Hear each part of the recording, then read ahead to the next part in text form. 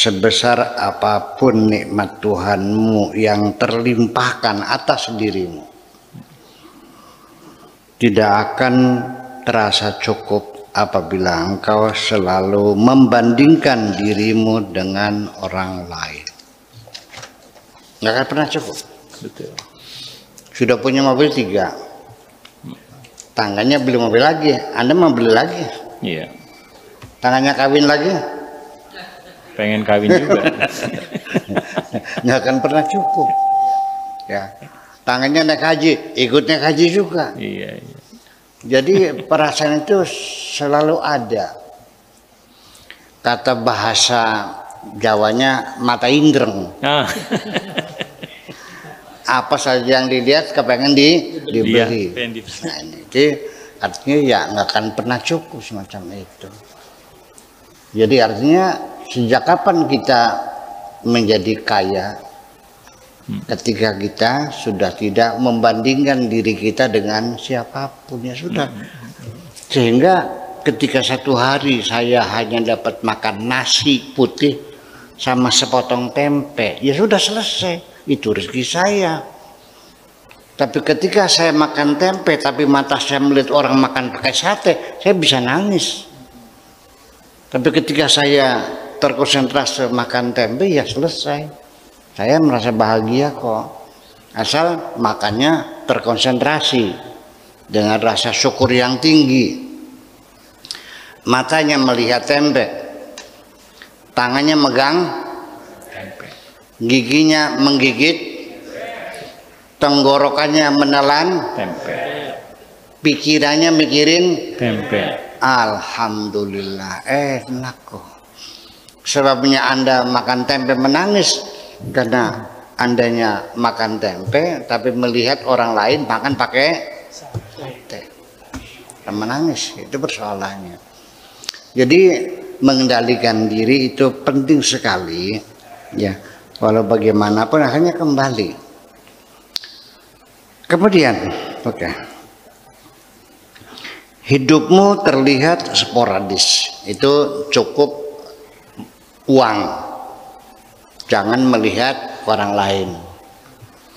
Kemudian yang kedua, hidup pun terlihat sporadis. Ini cukup waktu, sehingga itu yang mungkin menjadi sebab engkau sulit berkonsentrasi. Oleh karena itu, segeralah buat jadwal kegiatan berdasarkan skala prioritas yang rasional. Hidup kita sporadis, nggak tahu apa yang dikerjain. Sa ndelenge, sa ngemeke, sa kelingane, saya ingat kita aja.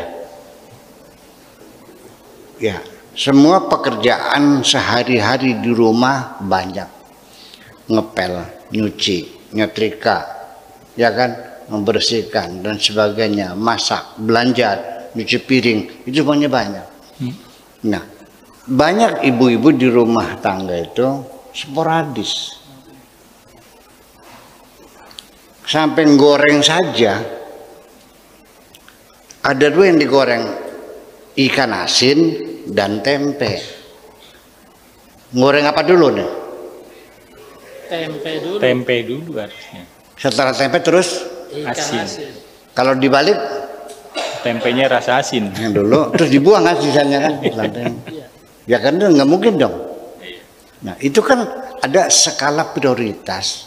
Jadi uang juga dihemat. Kira-kira cukup bagaimana? Jangan melihat orang lain.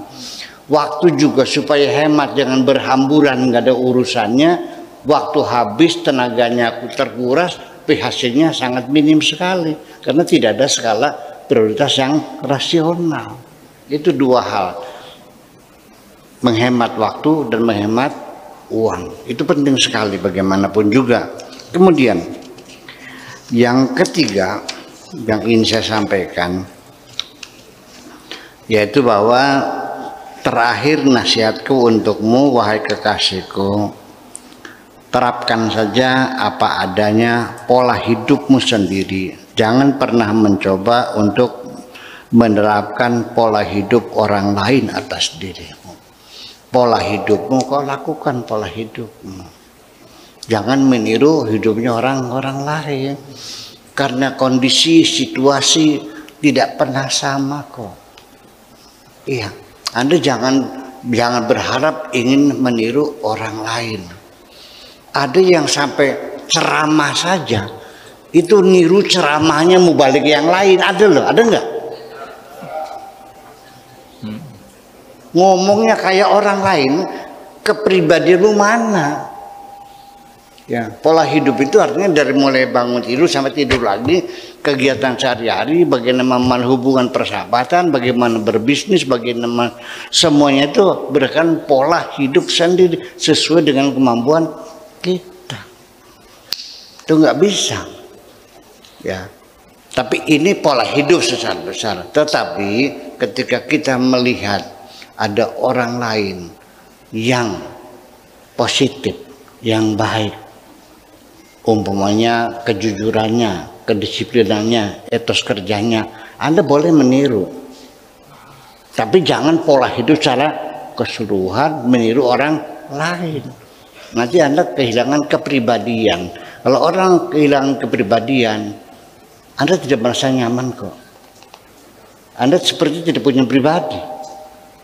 Lalu akhirnya Pak, selama ini yang Anda lakukan adalah bukan keinginan Anda, tapi keinginan orang lain. Oke, saya mau nanya kepada yang ada di ruang ini. Saya mau tahu persentasenya. Selama ini yang kau kerjakan dari pagi sampai malam, dari pagi sampai malam setiap hari, berapa persen yang berdasarkan keinginanmu, berapa persen berdasarkan keinginan orang lain? Jujur.